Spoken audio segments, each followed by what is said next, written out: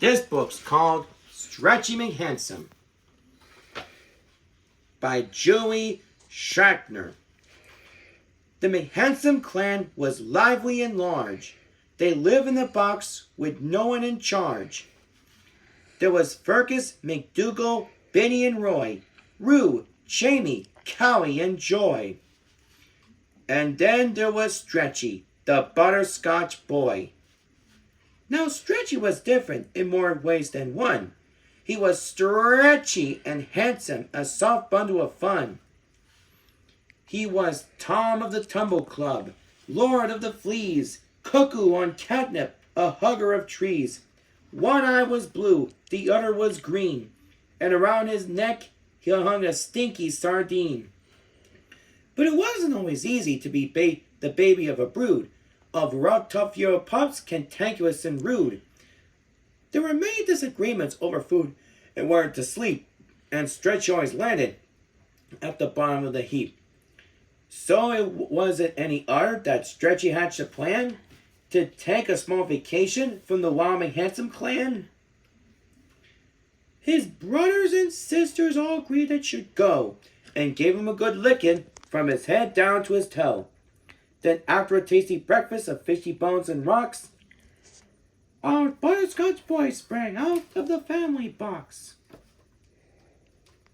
The first thing he did, which to some could be frightening, was dash down the street like butterscotch lightning.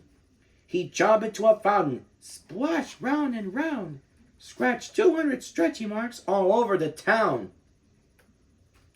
The free-wheeling kitty made a stop at the zoo from an ear-splitting roar from a cousin or two. But the tigers thought Stretchy smelled like this, just like dessert. So the butterscotch boy hid under the skirt. Until, that is, he spotted a mouse, which he chased down a path and into a house, where a hungry old woman, most pleased with her guest, attempted to eat the sardine on his chest. Stretchy escaped with his tail all akimbo to soak up the sun in an old bookstore window. On the sidewalk outside, a squeeze in between, stood the last name McBride, a real sweet human tweenie. But she had unusual looks, wore the ears of a kitten, and around her wee neck hung a wild woolly mitten. When Beanie was Stretchy, it was love at first sight. She raced into the store and squeezed the cat tight. She ruffled his whiskers and butterscotch fur. He replied with a nip, ouch, a lick and a purr. In a matter of minutes, the pair were both smitten. They traded two things, his sardine for her mitten. And then what they came next was so utterly fetching, without breathing a word, they both began stretching. At the very same time back at the box, McDougal found Stretchy's collection of rocks. It made him all wonder where Stretchy was at, 'cause it's scary out there for a wandering cat. Then every McHandsome handsomely hiss, as they set off in search of the brother they missed. Fergus found Tiny Poop, Cowie made the cousins, Benny spotted Stretchy Mark, Rue discovered dozens, McDougal met a tired mouse, Jamie made a wish, when Roy and Joy picked up the scent of a very stinky fish. A tiny bit later, a girl and a cat were riding a seesaw and having a chat. Oops!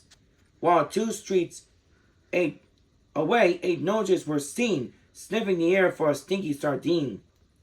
By late afternoon, the girl and her kitten had fallen asleep with a fish and a mitten.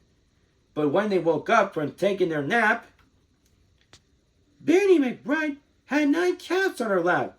There was Fergus, McDougal, Benny and Roy, Rue, Jamie, Cowie, and Joy. And don't forget Stretchy, the butterscotch boy.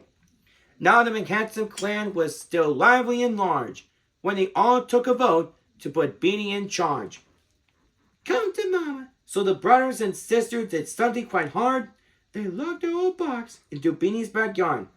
Now here's the kicker, so don't flip your lips, because Beanie McBride was just one of 9 kids. There was Jordy, Tiny, Coco and Earl, Quentin and Finny, Pickle and Pearl. And don't forget Beanie, Stretchy's wild woolly girl.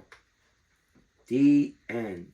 And this is Craig A. Favre saying, keep on having a great day, and we'll see you next time.